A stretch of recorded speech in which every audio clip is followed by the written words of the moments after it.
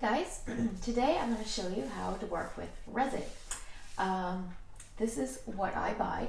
It's the Cast Clear Casting Epoxy, and you can get that at Michael's or you can buy it online. And you're going to need some molds. I buy these on Etsy. I'll write down where I got these molds, my favorite molds. These little ones are my favorite little candy molds. Right here. They're silicone molds. So for this project too, you're also going to need little cups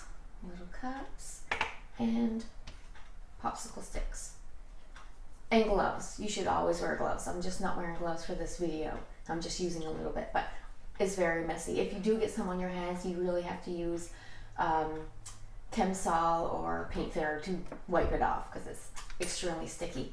And it's a little smelly too, so I actually have a window open right here. But you can wear a mask if you want. I mean, it's not that bad, but it is a little smelly. So it comes in two parts. There's a hardener and the resin. So you have to make sure that you mix equal parts, exactly equal parts. So then, once you do that, you pour them each in one little cup here. And usually I'm very particular. I make sure I get it all in there, but where I'm doing a video, I'm not going to be too fussy. So, because resin, that can be a little pricey, but you can get a lot done with little things. You can get quite a few made out of one package.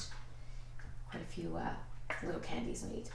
So, once we get it together, you have to mix for about 2 minutes or so. Now, I'm not a resin expert, but this is just how I do it. I do break the rules a little bit, but you do have to make sure they're equal parts and you mix it well.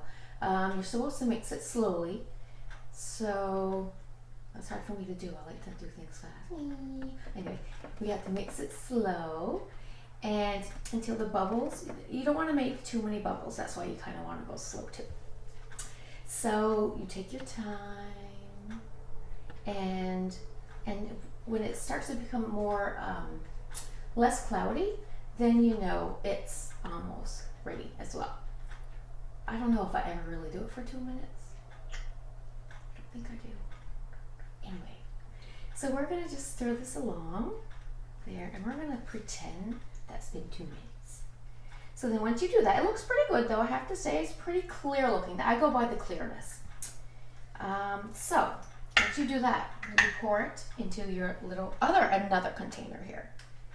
And if you want to do different colors at one time, you'll have several, don't pour it all in one container at one time. So we pour it right into there. So they say to really use oil-based colors to tint it, because you're going to tint this to make a color. Now, this is where I break the rule. I use water-based paint, craft paint, because I like to make colors, I like to make pretty colors. It's all about the color, people. And my teals and my pinks, my greens. So I choose my craft paint. So here also I have to mention, I put a little piece of wax paper. So put that on your table and your surface. Like I said, it's because it's really messy. Then I squirt, you really can't see it, but I squirt little dots of the colors I want on this paper, so everything's ready. So once you mix it, you have 45 minutes to play with it. So then I take this and I dip it into my paint, and then I mix it in. Don't put a whole lot of paint in there because it darkens pretty quickly. So you don't want to put too much paint. You're better off to just add as you go than put too much, and then you don't want to ruin it. So we're making a nice teal color here. I also, like I say, I always like to add a little yellow to my colors. But you can use whatever color you want. So that looks like a pretty good shade here. So then, once that is all mixed, the reason why they tell you not to put water-based is because it doesn't cure properly. Like it wouldn't cure hard like it's supposed to. It hardens, like using the paint. It does harden, but it doesn't cure like probably like it should. Now, if I was making keychains to sell online or something, I would follow the rules, right? But this is just, you know, it doesn't really matter. It just makes them maybe bend a little more doing this thing. But like I said, it's all about the color. So once we have that mixed up, we have a little mold here.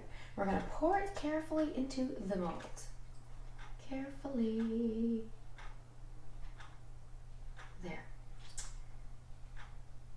So that is as simple as that. So we have it into our little mold here. So it takes about 24 hours to 72 hours to cure. So we're going to jump here. Here we have one that's finished. See, there's all cured up. So then once that's done, you just pop it right out, and there it is. And then once this is done, I do tend to varnish. I usually put a gloss little varnish on top of that. Also, I have to mention for the red though, the red ones, and then like I say, so I make these molds and then I hot glue a popsicle stick. Not a popsicle stick, a sucker stick onto it to make it look like fake suckers. So that's something I do with these. But for the red, I do use a candy dye, which is oil based. So that's what I do use on the red ones. And on the fake candy apples, I use that. That's the red dye I used on that.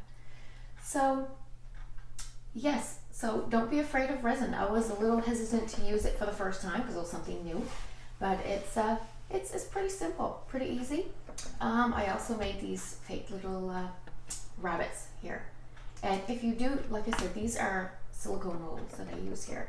But if you use like a plastic mold, you can, but it's a little more difficult. You just have to make sure you put like a Vaseline or something on the mold, underneath the mold, before you pour the resin into it. Because this actually was a plastic mold I made this out of, so it's a little more tricky. So I wouldn't recommend starting with plastic molds, just start with the silicone molds.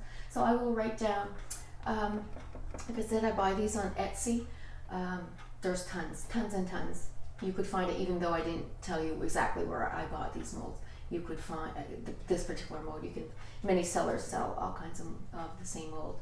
So yeah, so that's our little resin video. Hopefully you enjoyed it. Please like and share and subscribe to my channel. Thank you.